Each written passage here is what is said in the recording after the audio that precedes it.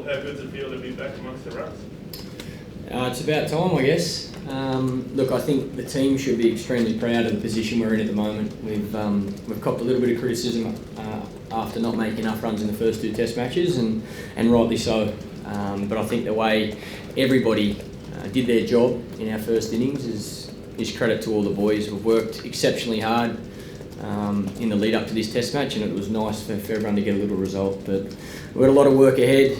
The wickets, as you've seen, is pretty flat. There's not much movement there for the bowlers, and hopefully we'll get a second innings as well. So we're going to have to bat ball then as well. So, Michael, how heartening is it to have a performance like that when the Lords, the same qualifier, has fallen off the cliff given its performance? Yeah, I think it shows a lot of character. But like I said before this Test match, it's about where we sit in the series now. We have to win the next 3 Test matches. So I sit here pleased with the first 2 days, but it's irrelevant if we don't win this Test match. So we're going to have to work exceptionally hard, even harder than we have over the first 2 days, over the next 3. So does that mean you really have to force the pace in this game? I think we have to keep doing what we've been doing. I don't think it's the type of wicket you can force too hard. I think you've got to build up pressure. The bowlers are going to have to be exceptionally consistent like they were this afternoon. And it's the type of wicket that's going to take a lot of time to bowl England out. But, I think our bowlers have got the discipline. I was really pleased with the way Nathan Lyon started today. There's a little bit of spin, but more important, there's some bounce there for him as well. So I think he's going to play a big part throughout both innings. Mike, you said immediately after Lords and in the build-up to this that you still thought Australia could win the Ashes and that people might be laughing about that. But do you think they might be changing their tune now after a couple of days like that? No, they'll still be laughing. Look, like I say, it's been an impressive first 2 days, but we've got 3 tough days of cricket ahead just to win this Test match. We'll give ourselves a chance at winning this Test match before we worry about the next 2 Tests. But yeah, it is pleasing after the way we batted at Lords for all the guys to come out and get a little reward, which is nice. Michael, was your instant reaction that David Warner had hit the ball that he ended up reviewing? My reaction was yes, I thought Davey hit it, but in fairness to Davey, if you have a look at the replay, actually hit his pad at the same time, so he mightn't have, he obviously didn't feel the ball hit the bat. We had a little discussion in the middle. Let's just say we disagreed, but in saying that, I did say to Dave I would back his judgment 100%. He was confident he didn't hit it, so it was worth a look. And I've said before, I think that's the way DRS should be used. I think if the batter feels that he didn't hit the ball, then his partner should back his judgment.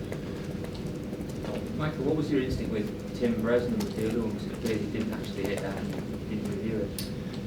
I was quite thankful he didn't review it. I don't think we would have reviewed it either.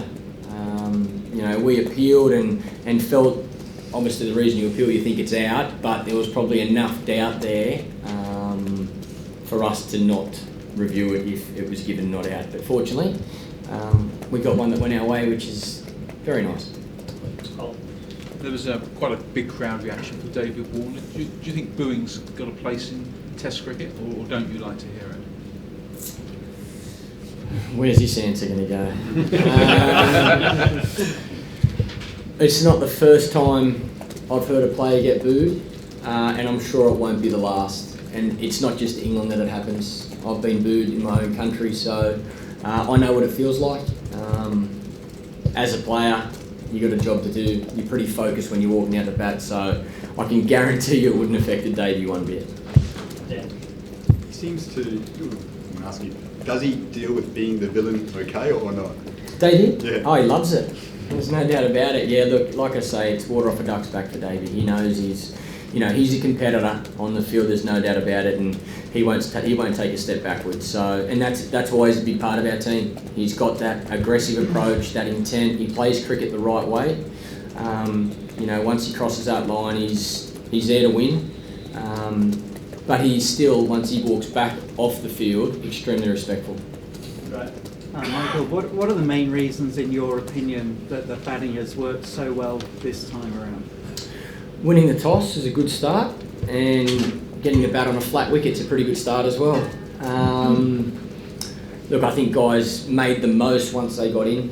There was throughout the series we've had clumps of wickets where we've lost 2 or 3 at a time, and I think we managed to halt that so far in this Test match in the first innings. But again, like I say, second innings is going to be even tougher for us to bat. We're going to have to find a way to have success and play the way we played in the first innings as well. Yeah. Michael, how big was that from Peter Siddle at the end to sort of set up for you guys?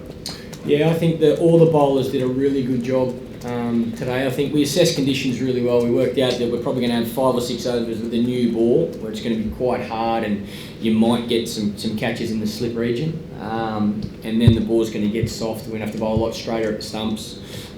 So you're not going to have the regulation fields like 3 slips and a bat pad. You're going to get more LB bowled, catches at short cover, short mid wicket, those sort of things. And again, credit to Nathan Lyon as well. I think the way he started was very good, and probably should have had Alistair Cook if I wasn't sitting on my heels. And Ryan's okay, it's sit. So. Yeah, he's fine. Ryan will be fine. He's. I don't think a little stomach bug's going to stop him. That's for sure. Yeah. I was actually going to ask about Ryan Harris, but on that note, were you aware of any discomfort of Alistair Cook while he was out there? He was getting a few bills and things. Yeah, I think he's probably got similar to what Ryan's got. They just both were a little bit sick in the stomach. Alistair asked me a few times to get a drink, and I was completely fine with it. So I know what that feels like as well. Playing in India, I normally get it every series. Michael, where does this rate? I mean, you've got a triple and a couple of 3 doubles. Where does this rate in your list of your best innings, do you think?